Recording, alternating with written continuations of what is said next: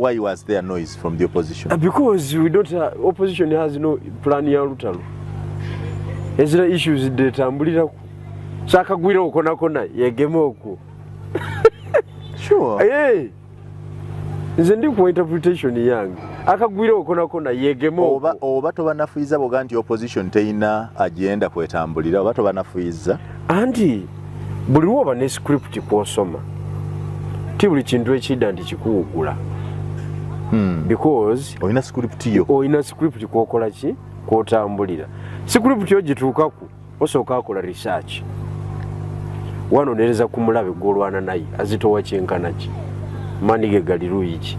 Obunafuwe buli wawe tube tubotolere. So wakola script kwotambulira nga eri ng'edwire bulungi. So bumala ogikola tibuli akagwirewo nti kasobola okuwugula. So yagala kungamba nti General Moses